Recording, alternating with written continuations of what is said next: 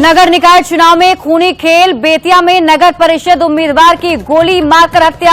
Office में घुसकर अपराधियों ने राजेश श्रीवास्तव के सीने में मारी 4 गोलियां। एक सहयोगी को भी लगी गोली। समस्तीपुर में वैशाली पुलिस से लूटी गई AK-47 और कारतूस बरामद। ग्रामीणों ने अपराधी समझकर पुलिस टीम पर किया था हमला। 2 जवान हुए थे जख्मी।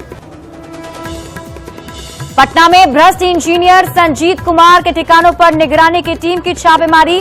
1 करोड़ 7 लाख कैश बरामद। 28 लाख की ज्वेलरी भी जब्त। वैशाली में 3 लोगों की संदिग्ध मौत से हड़कंप। जहरीली शराब से मौत की आशंका। इलाके में मेडिकल टीम तैनात। तीनों शवों का आज होगा पोस्टमार्टम। कुढ़नी में डिप्टी सीएम तेजस्वी यादव ने खेला इमोशनल कार्ड। कहा बीमार लालू प्रसाद चाहते हैं बीजेपी को हराना। बड़ा सवाल, कुढ़नी में चलेगा इमोशनल कार्ड। देश के प्रथम राष्ट्रपति डॉक्टर राजेंद्र प्रसाद की 138वीं जयंती आज। छपरा के जिला स्कूल समेत कई जगहों पर भव्य कार्यक्रमों का आयोजन।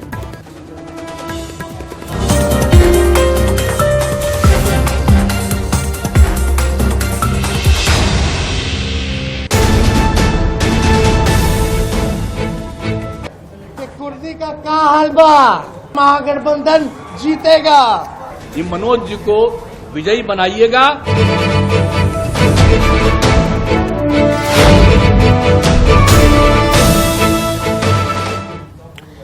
नमस्कार, अपना बिहार में आपका स्वागत है। आपके साथ मैं हूं शिप्रा झा। चुनाव में सहानुभूति की लहर का काफी ज्यादा महत्व होता है और इसीलिए सहानुभूति की लहर की बदौलत नेता हार की बाजी जीत जाते हैं और यही वजह है कि नेता जनता के बीच जाते हैं और इमोशनल कार्ड खेलने की कोशिश करते हैं। कुढ़नी उपचुनाव में भी नेता इमोशनल कार्ड के जरिए जनता को अपने पाले में करने की कोशिश कर रहे हैं।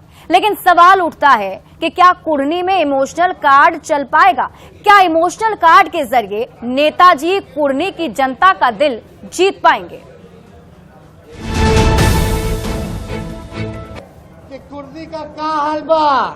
महागठबंधन जीतेगा। ये मनोज जी को विजयी बनाइएगा।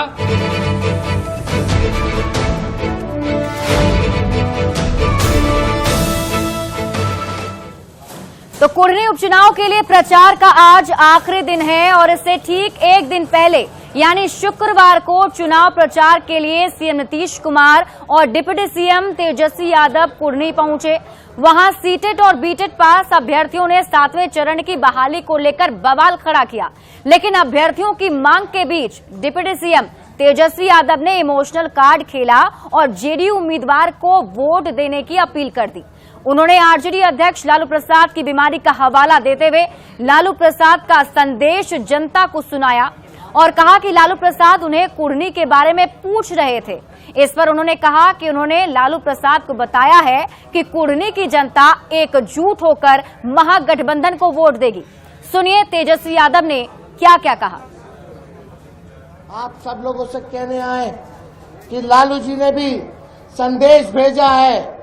आप सब लोग जानते हैं उनका 5 तारीख को जिस दिन कुर्दी में चुनाव होने वाला है उसी दिन 5 तारीख को सिंगापुर में किडनी का ऑपरेशन होगा, ट्रांसप्लांट होने जा रहा है। और आज आने के समय आज हमसे पूछ रहे थे कि कुर्दी का क्या हाल बा, तो हमने उनको बोल दिया है आप अस्वस्थ रहिए, वहां से महागठबंधन जीतेगा। तो हमको भी जाना है, कल हम भी जाएंगे सिंगापुर। 5 तारीख को उनका ऑपरेशन है। आना तो वो भी चाहते थे लेकिन इस अवस्था में वो यहाँ आप लोगों के बीच नहीं आए। लेकिन आप लोगों के लिए संदेश भेजने का काम किया है कि नीतीश जी के हाथ को मजबूत कीजिए, एकजुट रहिए। अब तेजस्वी के इमोशनल कार्ड पर सियासत भी तेज हो गई है। बीजेपी ने कहा कि हार के डर से तेजस्वी यादव इमोशनल कार्ड खेल रहे हैं। उप मुख्यमंत्री श्री तेजस्वी यादव जी अब उनको हार का डर सताने लगा है। अब अपने पिताजी के किडनी ट्रांसप्लांट का भी हवाला देकर के इमोशनल कार्ड खेल रहे हैं। उनको अपने विकास पर अब विश्वास नहीं रहा। चुनाव में भारतीय जनता पार्टी बुरी तरह से पराजित होगी, जमानत नहीं बचेगी। और जो लोग ये सवाल खड़े कर रहे हैं कि माननीय उप मुख्यमंत्री श्री तेजस्वी यादव जी इमोशनल कार्ड खेल रहे हैं आदरणीय लालू प्रसाद जी के नाम पर, आदरणीय लालू प्रसाद जी जनता के दिलों पर राज करते हैं। 5 दिसंबर को सिंगापुर में उनका किडनी ट्रांसप्लांट होना है। ये बात की जानकारी श्री तेजस्वी यादव जी जो उनके सुपुत्र भी हैं उन्होंने जनता को दिया। इमोशनल कार्ड क्या होता है? चाहने वाले जो लोग हैं वो लालू प्रसाद यादव जी की तबीयत के बारे में जानना चाहते हैं। तेजस्वी यादव जी की ये जवाबदेही है कि वो लालू जी के चाहने वालों को लालू जी की तबीयत के बारे में बताएं। यही काम वो कर रहे हैं और आप इसे इमोशनल कार्ड कहेंगे। इन बातों से विपक्ष के लोगों के पेट में दर्द होता है तो इसमें हम लोग कुछ नहीं कर सकते हैं। उन्हें मालूम है कि नेताओं का इमोशनल जुड़ाव है और इसका प्रतिफल यही होगा कि चुनाव में उनकी बुरी हार होगी। भले ही ये लोग कुछ भी कह ले, लेकिन अंतर्मन से सच्चाई जानते हैं। यही बातें तेजस्वी यादव जी ने भी चुनावी सभा में की। नीतीश कुमार जी ने भी बड़ी पुरजोर तरीके से जनता से संवाद स्थापित किया और ये कारवां आगे भी चलता रहेगा। और ऐसे में सवाल ये भी है कि क्या कुर्नी में इमोशनल कार्ड चल पाएगा? अब आप इसको समझिए। तेजस्वी यादव सिंगापुर जा रहे हैं। लालू प्रसाद यादव का सिंगापुर में किडनी ट्रांसप्लांट होना है। ऐसे में तेजस्वी यादव भी सिंगापुर जाएंगे।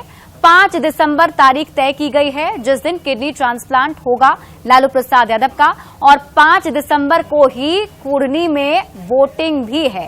तेजस्वी ने लालू का संदेश लोगों को सुना दिया। उन्होंने बताया कि लालू प्रसाद की इच्छा ये है कि जनता वहां पर बीजेपी को हरा दे, यानी कि बीजेपी को हारते हुए देखना चाहते हैं लालू यादव। लालू जी स्वास्थ्य की याद दिलाते हुए उन्होंने कहा कि बीजेपी की वजह से उनकी ये हालत हुई है। सीधे तौर पर लालू यादव के स्वास्थ्य को लेकर बीजेपी को जिम्मेदार ठहरा दिया तेजस्वी यादव ने। उन्होंने ये कहा कि बीजेपी की वजह से ही जेल में रहना पड़ा था लालू यादव को, और बीजेपी बदले की कार्रवाई कर रही है। उनके परिसरों में छापेमारी कराई जा रही है। बीजेपी सांप्रदायिकता फैलाना चाहती है। बीजेपी संविधान नष्ट करना चाहती है। ऐसे में वो गरीबों की लड़ाई लड़ रहे हैं। लालू यादव के संदेश का कितना असर होगा और तेजस्वी यादव का इमोशनल कार्ड कितना दम दिखा पाएगा, ये तो वक्त ही बताएगा। लेकिन यहां पर तेजस्वी यादव ने लालू यादव के संदेश को लोगों के सामने जरूर रख दिया है। इमोशनल कार्ड जरूर चल दिया है। अब बढ़ते हैं आगे। देखिए, हर चुनाव की तरह कुर्नी उपचुनाव में भी एक जातीय समीकरणों का विशेष महत्व है। ऐसे में अब आपको ये जानना भी जरूरी है कि यहाँ पर किस जाति के कितने वोटर हैं और कितने प्रभावी हो सकते हैं। सबसे पहले बात अगर करेंगे मुसलमान की, तो यहाँ पर मुसलमान 45,000 हैं। भूमियार की बात की जाए तो भूमियार की संख्या यहाँ 35,000 है। वहीं वैश्य की संख्या 35,000 है। साथ ही साथ राजपूतों की संख्या यहाँ 12,000 है।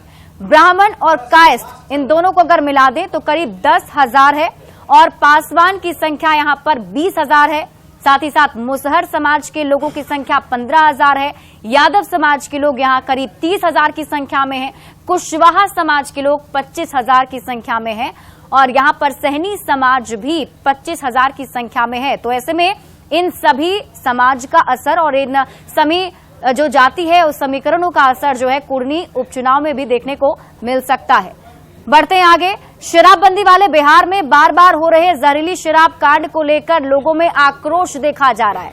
खासकर वैशाली जिले में 1 साल के अंदर तीसरी बार जहरीली शराब कांड को लेकर लोग इस कानून पर ही सवाल उठाने लगे हैं। लोगों ने बताया कि जिले में पुलिस प्रशासन की मिलीभगत से शराब का कारोबार चलता है। हाजीपुर में लोगों से बात की हमारे संवाददाता प्रफुल्ल कुमार ने। वाले बिहार में जहरीली शराब से मौत का जो सिलसिला है वो थमने का नाम नहीं ले रहा है। आलम यह है कि वैशाली जिले में 1 साल में तीसरी जहरीली शराब कांड हुई है जिसमें दर्जनों लोगों की मौत हो गई है। कल महनार में 3 लोगों की मौत हुई है, संदिग्ध मौत हुई है, जिसे ये आशंका जाहिर की जा रही है कि उन लोगों ने शराब पी थी। क्या कुछ हो रहा है शराबबंदी कानून को लेकर, आप लोग क्या मानते हैं? क्या आप लोग का सोच क्या है? देखिए, बिल्कुल शराबबंदी जो कानून सरकार के द्वारा लागू किया गया है, जमीन पर कहीं भी वो दिखाई नहीं दे रहा है। कारण सरकार का कहना है कि शराबबंदी पूर्ण शराबबंदी है, लेकिन आए दिन ये घटनाएं जहरीली शराब पीने से लोगों की मृत्यु ये सरकार के ही साइट पर दिखाई देता है, न्यूज़पेपर में दिखाई दे रहा है। उनकी ही तो जब जो सरकार ने शराबबंदी की हुई है उसके बावजूद सरकार की तरफ से ये आता है कि जहरीली शराब पीने से इतने लोगों की मौत हो गई है, तो सरकार को सोचना चाहिए। देखिए, यहाँ पे जो है सरकार जो है अपना शराबबंदी कानून लगा करके लागू कर दिया, लेकिन यहाँ जागरूकता हम में आप में खुद में रहना चाहिए कि शराब पीने से जब मृत्यु हो रही है तो लोगों को उससे बचना चाहिए। समीक्षा होनी चाहिए। जी, समीक्षा तो होनी चाहिए इसकी। और दारू जो है आसानी पूर्वक हर जगह मिल रहा है, कहीं भी बंद नहीं है। इसमें सरकार जो है से विफल है और लोकल स्तर पे बन भी रहा है जी। तो ये हाजीपुर के वो लोग थे जो समाज का प्रतिनिधित्व करते हैं और समाज के अंदर ही रहते हैं। इनका ये स्पष्ट तौर पे मानना है कि कहीं न कहीं शराबबंदी में सरकार और प्रशासन जो है वो पूरी तरह विफल है, जिसका नतीजा है कि बार बार जहरीली शराब जैसे कांड हो रहे हैं और लोग जो है असमय मौत के गाल में समा रहे हैं। तो कहीं न कहीं इस शराबबंदी पे कानून पे जो है वो सवाल उठने लगे हैं और ऐसे में अब लोगों की भी ये मांग है कि शराबबंदी की समीक्षा पुनः होनी चाहिए और प्रशासन को जो है इस सरकार को जो है इस शराबबंदी कानून पर सख्त कदम उठाने चाहिए ताकि जो जहरीली कांड शराब कांड जो हो रहा है उस पर रोक लगाई जा सके। प्रफुल्ल कुमार, न्यूज़ 18 हाजीपुर। और इसी बीच अरवल से बड़ी खबर सामने आ रही है, जहां उत्पाद विभाग की बड़ी कार्रवाई हुई। कुल 47 लोगों को उत्पाद विभाग की टीम ने गिरफ्तार किया है। शराब पीने और बेचने के आरोप में गिरफ्तारी हुई है। विशेष अभियान के तहत इन लोगों की गिरफ्तारी हुई, जिसमें 11 थाना क्षेत्र से 45 लोग गिरफ्तार किए गए हैं। तो अरवल से आपको ये बड़ी खबर बता रहे हैं, जहां पर देखिए शराब पीने और बेचने के आरोप में करीब 47 लोगों को गिरफ्तार किया गया है। उत्पाद विभाग ने ये बड़ी कार्रवाई करते हुए इन लोगों को गिरफ्तार किया। तस्वीरें आपके टीवी स्क्रीन पर हम आपको दिखा रहे हैं। जो लोग आपको तस्वीरों में दिख रहे हैं ये वही लोग हैं जो शराब पीते हैं या बेचते हैं। उन्हें उत्पाद विभाग की टीम ने गिरफ्तार कर लिया है।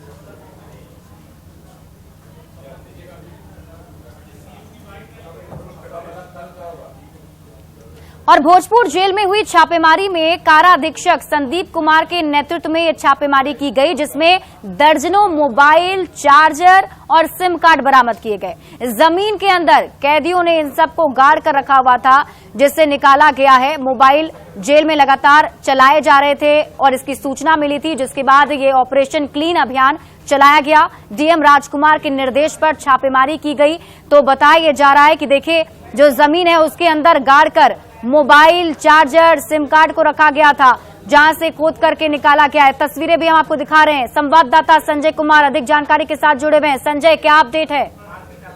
जी देखिए, भोजपुर वही जिला है जहां की विधि व्यवस्था को लेकर डीएम ने पत्र लिखा था अपने जो सबॉर्डिनेट अफसर हैं। चूंकि हाल के महीनों में भोजपुर में आपराधिक वारदातों की संख्या में काफी बढ़ोतरी हुई थी और ऐसे में प्रशासन ने नकेल कसना शुरू किया है। अभी हाल में ही जो डीएम और एसपी उन्होंने भोजपुर जेल में छापेमारी की थी और एक बार फिर से जेल ने अपनी आंतरिक व्यवस्था के तहत आज छापेमारी की है। कारा अधीक्षक जो है संदीप कुमार, उनके नेतृत्व में छापेमारी हुई। तस्वीरों में देखिए, एक दो नहीं कितनी भारी संख्या में मोबाइल जो है अब भी जब्त किया जा रहा है। यानी जेल के अंदर से मोबाइल का खेल लगातार जारी है। हालांकि जेल प्रशासन ने अपनी तरफ से ये इनिशिएटिव ली है और कई मोबाइल और सिम कार्ड जो है वो बरामद किए हैं। फिलहाल जिनके पास से मिला है उनसे पूछताछ की जा रही है, उनके खिलाफ एफआईआर भी लॉन्च करवाया जा रहा है। लेकिन निश्चित तौर पर इस तरह का अभियान लगातार चलना जरूरी है और सबसे बड़ा सवाल यही है कि आखिरकार जेल के अंदर मोबाइल पहुंच कैसे रहा है। जी चलिए, बहुत बहुत शुक्रिया तमाम जानकारी के लिए संजय। बढ़ते हैं आगे। बेतिया से बड़ी खबर आपको बता दें, जहां प्रॉपर्टी डीलर और सभापति के उम्मीदवार राजेश श्रीवास्तव की 4 नकाबपोश अपराधियों ने गोली मारकर हत्या कर दी, जिससे पूरे इलाके में सनसनी फैल गई है। घटना नरकटियागंज शहर के बीचों बीच स्थित भगवती सिनेमा रोड की है। बताया यह जा रहा है कि राजेश श्रीवास्तव अपने एक सहयोगी के साथ अपने कार्यालय में बैठे हुए थे और तभी 4 की संख्या में आए बदमाश वहां पहुंचे और गोलियों की बौछार कर दी, जिसमें 4 गोली राजेश श्रीवास्तव के सीने में लगी है, जबकि एक गोली सहयोगी के पैर में लगी। गोली की आवाज सुनते ही बाजार में भगदड़ मच गई, जिसके बाद दोनों को नरकटियागंज अनुमंडल अस्पताल लाया गया, जहां राजेश की मौत हो गई है, जबकि सहयोगी जिमी का इलाज चल रहा है। मामले को लेकर एसपी ने कहा कि अपराधियों की पहचान की जा रही है और जल्द ही सभी अपराधियों को पकड़ लिया जाएगा। हालांकि इस घटना को चुनावी रंजिश और प्रॉपर्टी डीलिंग के विवाद से भी जोड़कर देखा जा रहा है।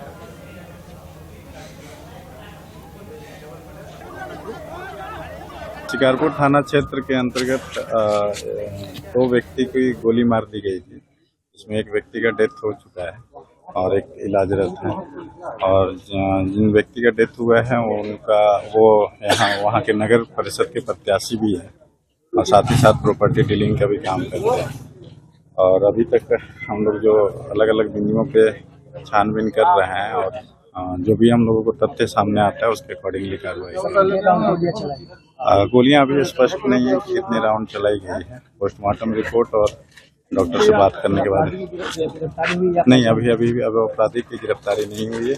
उस संबंध में बयान लिया जाता है और उसके अकॉर्डिंगली हम लोग भी अलग अलग बिंदु पे देख रहे हैं और उसके अकॉर्डिंगली। और पटना का कालिदास रंगालय उस वक्त अखाड़ा बन गया जब कलाकारों के 2 गुटों में जमकर मारपीट हो गई। अब इसका वीडियो भी सामने आया है। बताया जा रहा है कि इस संस्था में सचिव पद को लेकर वर्षों से लड़ाई चली आ रही है और दोनों गुटों के कलाकारों के बीच इसी बात को लेकर मारपीट हुई। वीडियो 21 नवंबर के शाम की है, जब रंगकर्मी एक साथ जुटे थे और घंटों यहां पर बवाल हुआ था। और वो तस्वीर हम आपको दिखा रहे हैं, जो वीडियो अभी सोशल मीडिया पर भी वायरल हो रहा है।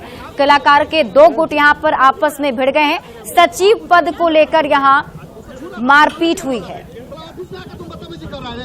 ऑफिस में सबसे बदतमीजी कर रहा है, कौन है सेक्रेटरी क्रिमिनल ये वो?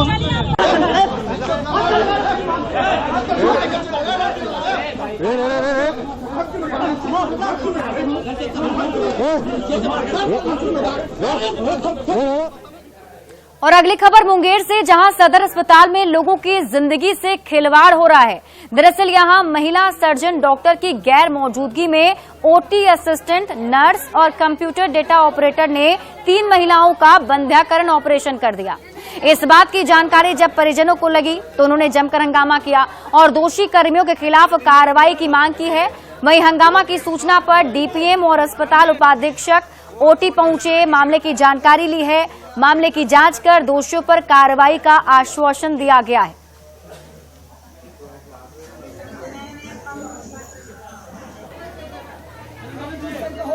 क्या हुआ?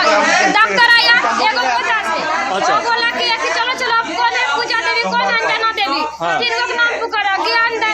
उसके बाद हम अंदर गए तो बोले कि सर ऑपरेशन होगा। बोला हाँ, बोले सर डॉक्टर आ गया है। तो वो बोला कि जो मोटा सा है, बोला कि हाँ आ गया है डॉक्टर। तो बोले कि अंदर में लेडीज भी है ना? तो बोला कि हाँ अंदर में लेडीज भी है। उसके बाद हम बाहर निकाल दिया हमको, बोला बाहर जाइए, मेरे पास में बाबू था, हम बाहर लेके आ गए। उसके बाद में हल्ला सुन रहे कि डॉक्टर नहीं था, ऑपरेशन हो रहा है। ऑपरेशन थिएटर में 16 महिलाओं का बंध्याकरण होना था और डॉक्टर निर्मला गुप्ता उसकी मुख्य सर्जन थी। जैसा कि शिकायत मिली है लोगों से कि मैडम समय पर मौजूद नहीं थी, परंतु उनकी अनुपस्थिति में उनका ऑपरेशन यहाँ के कर्मचारियों द्वारा किया जा रहा था। मैं अंदर जाकर के इसकी तहकीकात भी की तो ऐसा मुझे ऐसी जानकारी मिली कि मैडम थी और ऑपरेशन भी उन्होंने किया है। बिहार में भ्रष्ट अफसरों पर निगरानी की कार्रवाई लगातार जारी है। भवन निर्माण विभाग में पदस्थापित संजीत कुमार को कल निगरानी की टीम ने 2 लाख रुपए घूस लेते रंगे हाथ पकड़ा और उनके ठिकानों पर छापेमारी की। संजीत कुमार के घर से 1 करोड़ 7 लाख रुपए नकद जब्त किए गए, जबकि 28 लाख रुपए के आभूषण निगरानी विभाग की टीम ने जब्त किए हैं। कल दिन से शुरुआत हुई छापेमारी की और ये छापेमारी देर रात तक चलती रही। दरअसल कार्यपालक अभियंता के खिलाफ दानापुर के अवधेश गोप ने शिकायत दर्ज कराई थी। ग्लोबल एजेंसी के संचालक अवधेश गोप का भवन निर्माण विभाग में कराए गए 3 काम के करीब 16 लाख रुपए के भुगतान बाकी हैं। इसी पैसे के भुगतान के एवज में इंजीनियर ने 2 लाख रुपए रिश्वत की मांग की थी, जिसे रंगे हाथ गिरफ्तार कर लिया गया।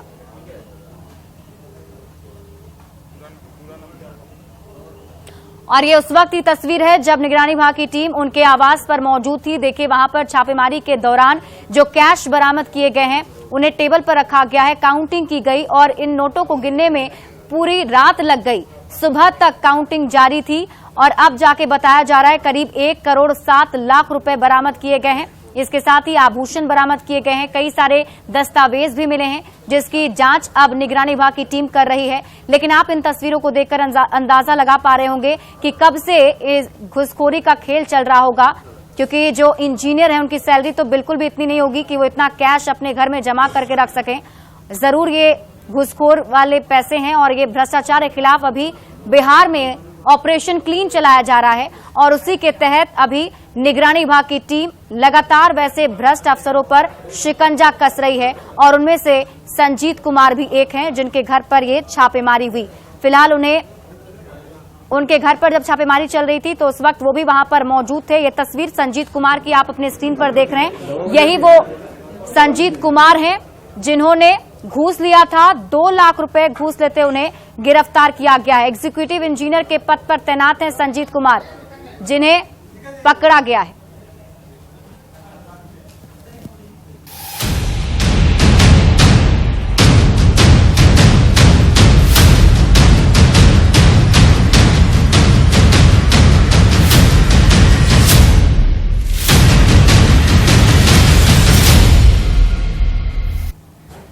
और इसी बीच एक और बड़ी खबर आपको समस्तीपुर से बता दें, जहां लूट का AK-47 बरामद कर लिया गया है। कारतूस भी बरामद कर लिए गए हैं।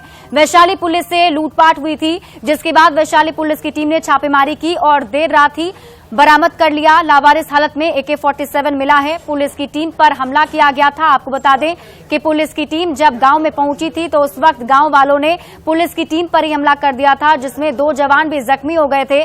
भूईधारा सोनवर्षा चौक की एक घटना है और पुलिस की टीम से लूटपाट भी की गई थी, जिसमें AK-47 और कारतूस की लूट की गई थी। हालांकि पुलिस ने छापेमारी करते हुए उसे देर रात ही बरामद कर लिया। समस्तीपुर के मुफस्सिल थाना क्षेत्र के भूईधारा सोनवर्षा चौक पर बीती रात वैशाली की पुलिस टीम से AK-47 की लूट हुई थी, जिसके बाद एक बड़ा अपडेट सामने आया है और इस पूरे मामले में पुलिस को सफलता मिल गई है। AK-47 जो सूत्रों से पता चल रहा है बरामद कर लिया गया है और जो गोली थे जिसकी लूट हुई थी उसको भी बरामद कर लिया गया है। तो जो पुलिस के द्वारा लगातार छापेमारी की जा रही थी, तो इस मामले में समस्तीपुर पुलिस कामयाब रही है। और बता दें कि घटना के बाद वैशाली के हाजीपुर DSP भी यहाँ पे पहुँचे थे और वह भी छापेमारी में साथ थे और जो वहाँ के पुलिस टीम थी वह भी साथ थी। और इस घटना में जो हमला के दौरान 2 पुलिसकर्मी वैशाली पुलिस के जख्मी हुए थे और यहाँ पर जो पुलिस पदाधिकारी मुफस्सिल थाना पर है, हम उनसे जानकारी लेने की कोशिश करेंगे। सर, हथियार के बारे में क्या कुछ जानकारी मिली है? जो कुछ भी गया था सभी बरामद हो चुका है। बरामद हो चुका है, बिल्कुल। ये कहाँ से बरामद हुआ? जानकारी अभी हमें नहीं मिली है क्योंकि हमारी ड्यूटी रात में नहीं थी। अच्छा। हम सवेर पहर आए हैं ड्यूटी में, इसलिए हमको इस बात की जानकारी नहीं है। क्या नाम है आपका? अशोक कुमार मिश्रा।